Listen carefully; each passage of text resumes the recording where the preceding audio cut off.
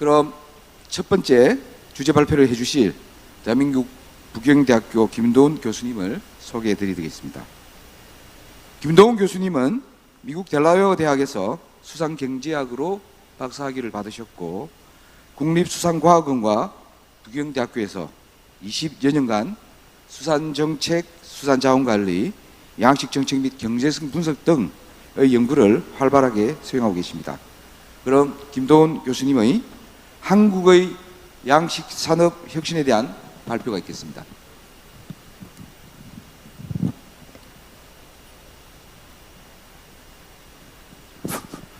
예, 반갑습니다. 방금 소개를 받은 부경대학교 김도훈입니다. 오늘 저는 한국의 양식업 혁신에 대한 내용을 발표를 하고자 합니다. 발표 언어는 한국말로 하려고 하고 또 지금 인터넷을 통해서 듣고 계시는 분들은 또 통역을 통해서 내용을 같이 해주셨으면 합니다. 통역을 하고 있기 때문에 가급적 천천히 말씀을 올리도록 하겠습니다. 지금까지 우리 한국에서 양식업은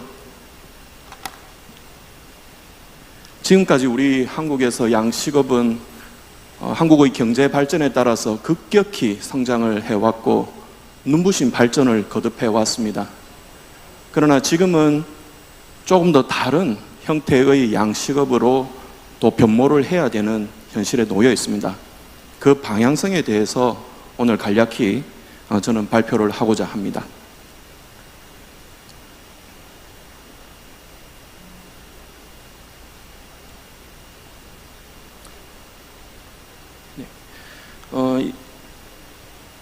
지금 첫 슬라이드는 현재 글로벌 환경에서 양식업이 어떻게 변화하고 있는가 하는 부분들을 설명을 하고 있습니다. 아시는 것처럼 전 세계적으로 수산식품에 대한 소비는 크게 증가를 하고 있습니다. 구체적인 수치는 지금 발표 자료에 제시되어 있는 것처럼 증가를 하고 있고, 수산물에 대한 공급 측면에서 본다면 기존의 바다라든지 내수면의 어업에서 생산하는 양은 다들 아시는 것처럼 정체하거나 감소를 하고 있습니다. 그래서 수산물의 공급에 있어서 양식업이라고 하는 중요성이 더욱더 커지게 되었고, 아시는 대로 양식업의 생산량은 매년 급격히 증가를 하고 있는 추세입니다. 2018년 현재 전 세계 수산물 공급에 있어서는 양식업이 제일 큰 비중을 차지하고 있습니다. 다양한 전문가들이 이 양식업의 생산량은 앞으로 훨씬 더 크게 증가를 할 것이라고 예측도 하고 있습니다. 하지만 이러한 양식업이 우리가 기대했던 대로 계속 증가를 할 것이냐 하는 데 대한 우려는 여전히 남아 있습니다. 양식으로 인한 여러 가지 환경적인 문제, 또 사회적인 문제들이 있기 때문에 양식업이 앞으로 확대를 하는 데 있어서는 여러 가지 전제 조건들이 필요하다 하는 부분들을 알 수가 있습니다. 한국의 상황으로 조금 넘어가도록 하겠습니다. 지금 그림에서 보시는 것처럼 한국에 있어서도 수산물 공급에 있어서는 양식업이 바다나 내수면에서 잡는 어업보다 훨씬 큰 비중을 차지하고 있습니다. 파란색으로 나타낸 부분이 양식업에 대한 성장을 보여주고 있습니다. 보시는 것처럼 매년 큰 폭으로 증가를 하고 있음을 알 수 있습니다. 이 그림을 조금 더 상세하게 한번 설명을 또 드리도록 하겠습니다. 양식업만 뽑아서 국내에 있어서 한국에 있어서의 생산량 변화를 살펴보면 1970년대 약 12만 톤에 불과하던 것이 최근에는 240만 톤에 이르는 급격한 성장을 이루어왔습니다. 하지만 조금 더 품종으로 나누어 본다면 80% 이상이 해조류의 생산에 의존을 하고 있고, 어류라든지 폐류 등에 대한 비중은 그리 높지 않은 것이 사실입니다. 특히 어류에 대한 양식업 비중은 매년 8만 톤 수준에 지나지 않는 현실에 놓여 있습니다. 이 부분을 조금 더 세분화해서 보도록 하겠습니다. 품종별로 한국에서 생산량 변화가 어떻게 이루어져 왔는가를 나타내는 그림입니다. 해조류의 경우에는 보시는 것처럼 아주 급격한 성장을 했고, 거기에 있는 김이라든지 미역, 다시마 등은 한국의 중요한 수출 품목이 되어 오고 있습니다. 갑각류도 내수면을 중심으로 생산이 증가를 하고 있고, 하지만 밑에 보는 어류라든지 폐류의 경우에 바다 가까이에서 양식을 하고 있는 어류라든지 폐류의 경우에는 그 성장세가 아주 둔화가 되고 있고, 때로는 감소를 하고 있는 추세에 접어들고 있습니다. 많은 분들이 한국의 양식업은 굉장히 크게 증가를 해왔다라고 이미 알고 계시지만, 품목별로 나타내 보면 이렇게 차이를 보이고 있습니다. 어류나 폐류가 가지고 있는 이 생산량의 정체라고 하는 부분이 제가 앞서 말씀을 드린 양식업의 발전을 제한하는 요건들, 즉 환경과 관련되는 내용들과 연관이 있음을 알 수가 있습니다. 어류의 경우만 한번 보더라도 생산이 2000년도 후반에 급증을 하였다가 그 이후로 감소가 되어서 정체가 되는 형태에 놓여 있습니다. 주로 양식되는 어종들은 대부분 2개의 정도의 어종이 생산의 대부분을 차지하고 있는 실정입니다. 이 두 어종은 연안에서 아주 집약적으로 생산이 되어서 국내 시장으로 유통이 되는 어종들이 대부분입니다. 자, 이러한 어떤 한계점이 앞으로는 변화가 필요한 부분이다라고 하는 것을 미리 말씀을 드리고자 합니다. 전 세계적으로 한번 보았습니다. 오늘 이 자리는 제가 우리 한국에 대한 양식업 부분을 설명을 하고 있기 때문에 우리 한국에 대한 부분과 다른 국가들의 특히 어류를 한정을 시켜서 한번 살펴보면, 전통적으로 어류를 양식을 많이 해오던 일본이나 그 다음에 우리 한국의 경우에는 앞서 보여드린 그림처럼 생산이 오히려 감소하는 형태로 접어들고 있고, 이제 막 양식을 시장하는 아프리카 지역, 동남아 지역, 유럽 지역에 있는 국가들의 생산량은 굉장히 급증을 하고 있는 것을 알 수 있습니다. 그러면 지금 현재 이 생산이 급증하고 있는 국가들과 우리 한국의 양식업의 상황이 어떻게 다른지 하는 부분들을 알아볼 필요가 있습니다. 현재 우리 한국이 가지고 있는 양식업의 한계점을 소개를 하고자 합니다. 첫째는 과거에 좁은 어장에서 많은 양식 어가들이 조밀조밀하게 양식을 하다 보니 굉장히 가족 중심의 노동, 그리고 규모가 적은 특징을 가지고 있습니다. 말씀을 드린 대로 지금 다른 국가에서 양식을 시장하는 나라들은 그 생산량이 10,000톤, 30,000톤 수준으로 생산을 계획하고 있습니다. 아직도 우리 한국은 어류만 보더라도 그 생산량은 전체가 매년 8만 톤 정도의 수준에 머무르고 있는 상황입니다. 굉장히 규모가 영세가 되어 있고, 그리고 생산의 어떤 방식이 양적인 방식, 많이 생산하려고 하는 방식으로 아직도 치중을 하고 있고, 어떤 품질에 대한 질적인 측면에 대한 부분은 조금은 소외되어 있지 않는가 하는 생각이 듭니다. 두 번째, 연안에서 좁은 어장에서 많은 어가들이 양식을 함에 따라서 발생하는 문제점들입니다. 매년 질병 발생으로 인한 폐사가 증가를 하고 있고, 또 기후변화 등으로 인해 가지고 양식어장들의 피해가 매년 크게 발생하고 있는 것이 사실입니다. 태풍이 발생한다거나 적조가 발생한다거나,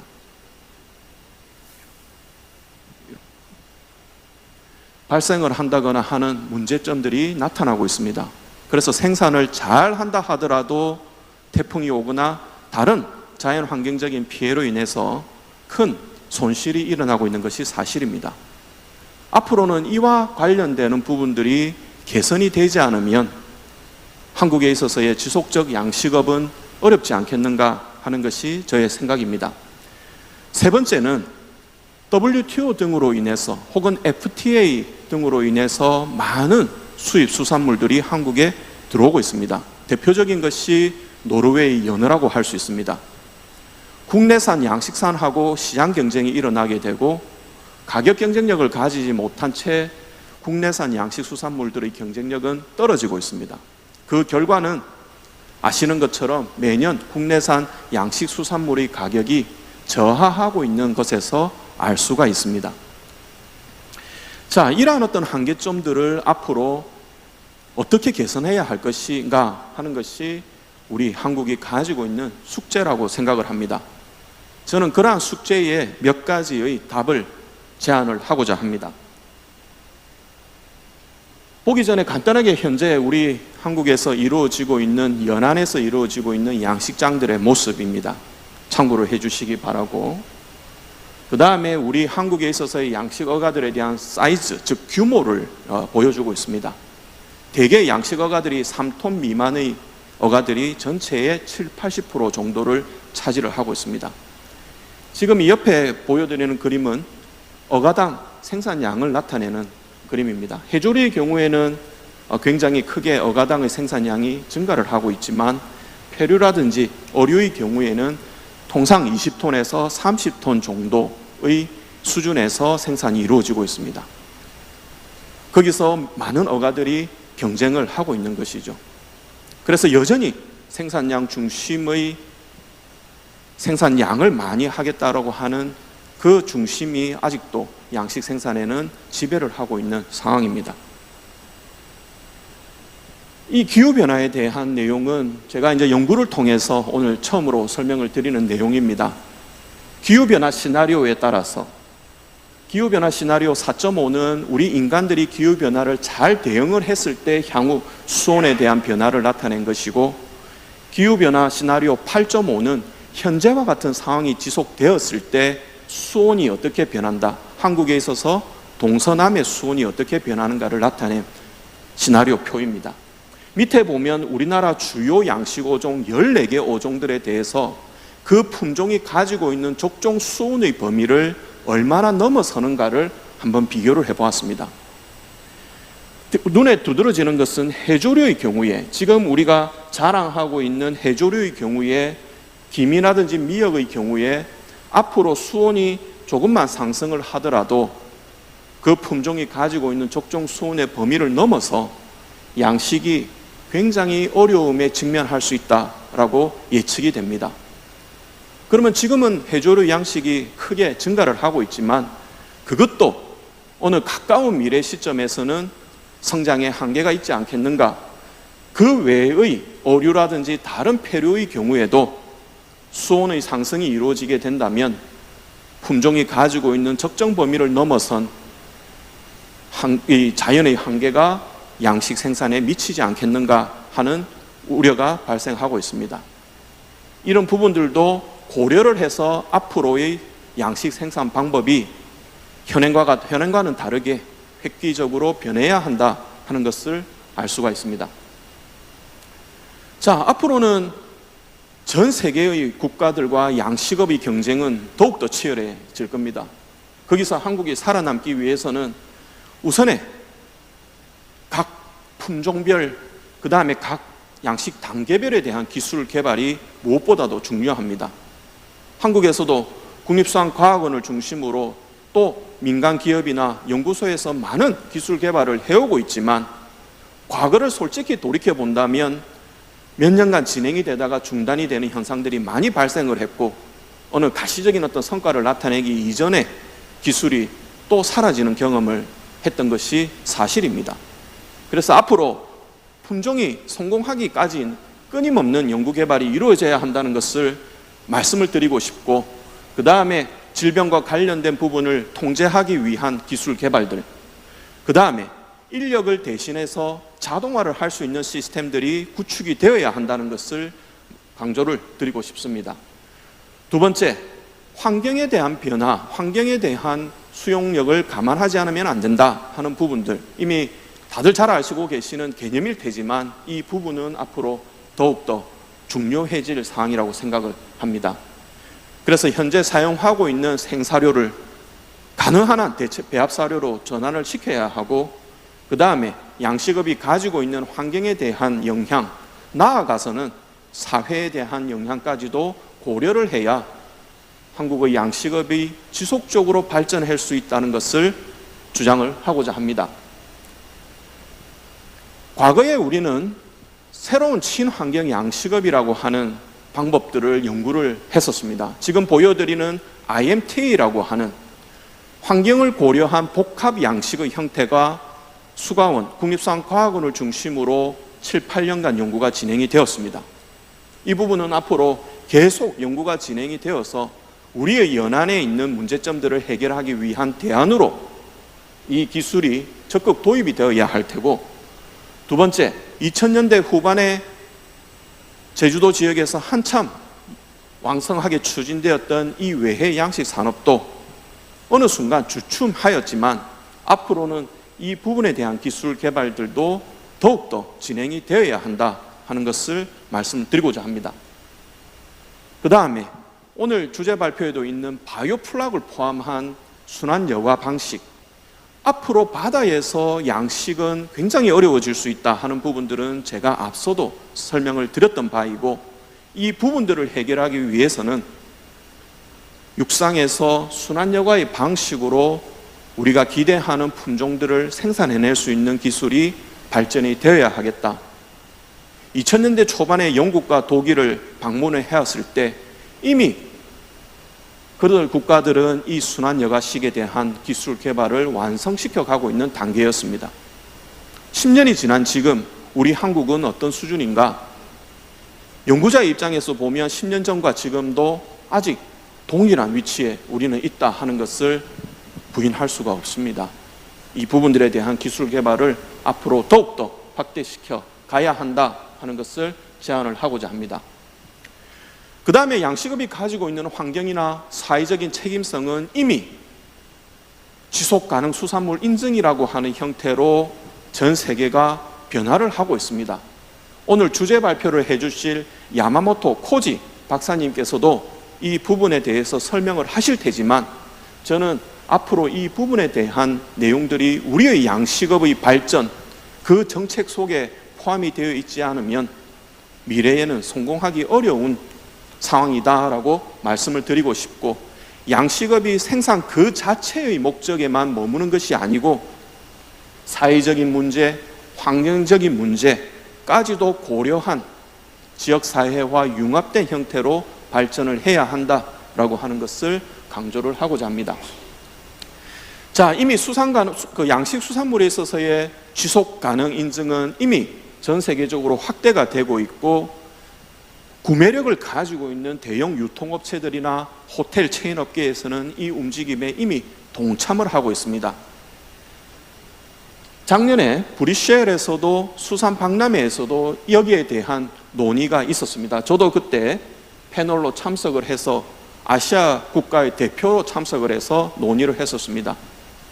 이미 시장 수요가 큰 유럽이나 미국의 국가들, 호주를 포함한 서구 국가들에 있어서는 지속가능 인증 수산물에 대한 요구가 굉장히 커지고 있었습니다.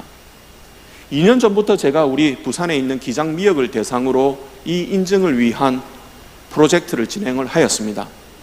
2년 동안 꼬박 수차례에 걸친 관계자 회의, 지역사회와의 회의를 통해 가지고 어려움 끝에 2년 만에 인증을 획득을 해보았습니다.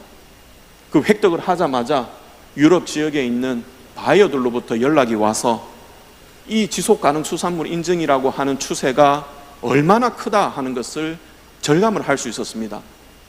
앞으로 한국의 양식업이 발전함에 있어서 이러한 어떤 지속가능 수산물에 대한 인증은 반드시 고려해야 할 사항이다라고 말씀을 드리고 싶습니다. 마지막으로 몇 가지 저는 제안을 하고자 합니다. 첫 번째는 올해 8월에 우리 한국에서는 처음으로 양식업에 대한 법이 만들어졌습니다. 양식산업발전법이라고 하는 법이 만들어져서 앞으로 미래의 양식업이 발전할 수 있는 법제도적인 틀이, 근거가 만들어져 있습니다. 하지만 조금 아쉬운 점은 그 법안에서 조금 더 의욕 있고 환경이나 지역사회를 고려할 수 있는 양식에 대한 정책적인 방향을 조금은 제안을 하는데 미흡하지 않았나라고 하는 것이 저는 개인적으로 가지고 있는 생각입니다. 물론 이 부분들은 앞으로 계속 이 법을 강화해 나가면서 발전을 시키면 되고, 제가 제안을 또 마지막 두 번째로 드리고 싶은 부분은 기존의 우리의 양식업은 국내에서 주로 소비가 되는 품종들이 주 대상이었습니다. 그러나 앞으로는 우리 대한민국은 지리적으로 굉장히 불리한 위치가 아닌 저는 유리한 위치에 있다고 생각을 합니다. 옆에 중국이라고 하는 거대한 시장, 또 옆에 일본이라고 하는 거대한 시장을 가지고 있는 우리 한국의 입장에서는 수출 품목을 전략적으로 선택을 하여 집중적으로 생산을 해서 수출을 한다면 큰 가능성이 있다라고 저는 생각을 합니다. 이미 개체굴이나 해삼이나 다른 중국 시장에서 가능한 품종들에 대한 연구가 진행이 되고 있습니다.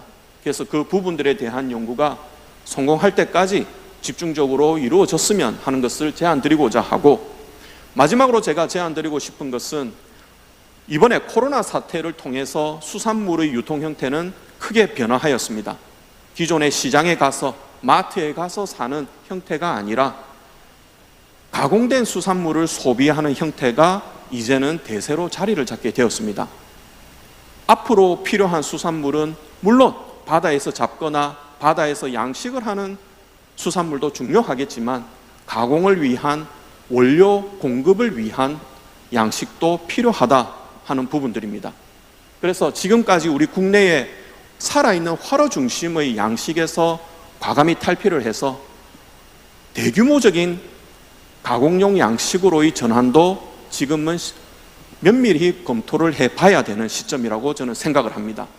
그래서 육상에서 가공용 양식 단지를 구성을 해서 거기서 나오는 가공 원료를 가지고 부산이나 우리 전국에 있는 가공업체들로 원료 확보를 시켜주고 거기서 만든 아주 고부가가치의 수산식품이 우리나라뿐만 아니고 전 세계로 나아갈 수 있는 그 형태를, 그 가공의, 그 양식의 형태를 지금은 우리가 고려를 해야 되지 않는가 생각을 합니다. 전 세계적으로 스웨덴이나 스코틀랜드나 미국이나 캐나다나 대규모 바다에서의 양식 투자가 활발히 이루어지고 있습니다. 우리 옆에 있는 중국에서는 이러한 대규모 양식 시설에 대한 기술을 집적을 하여 양식 기술 개발을 갖다가 선점을 해 나가고 있습니다. 말씀드린 가공용 수산식품을 만들기 위한 원료 확보 굉장히 중요한 차원입니다. 방금 제가 제안을 드린 가공용 양식 산업을 통해서 가공을 하고 남은 뼈라든지 이런 것 등은 애완용 식품, 페트 트리스로 활용을 하고 거기서 나오는 가죽 제품들은 여러 가지의 어떤 가죽 제품으로서 만들어서 이와 같은 제품으로 만들게 되면 지금 현재 가공으로부터 문제가 되고 있는 바이 프로덕트, 즉 부산물에 대한 활용을 갖다가 최대한 절감시킬 수 있는, 나아가서는 제로 웨이스트, 전혀 쓰레기가 남지 않고 친환경 양식을 통해서 우리가 앞으로 필요한 수산식품을 제공할 수 있는 그러한 종합적인 양식 형태로 나아가면은 앞으로 새로운 제2의 우리 대한민국의 양식업의 혁신이 조금이라도 이루어지지 않을까 하는 것을 저는 오늘 이 시간을 빌어서 제안을 드리고자 합니다. 시간 관계상 제가 여기서 발표를 마무리하고, 지금 우리 인터넷을 통해서 듣고 계시는 또 외국에 계시는 또 전문가들 혹은 이 회의에 참여를 하고 계시는 분들 좋은 의견 주시면 저도 앞으로 많은 참고를 해서 연구에 활용을 하도록 하겠습니다. 감사합니다. 발표는 여기서 마무리하도록 하겠습니다.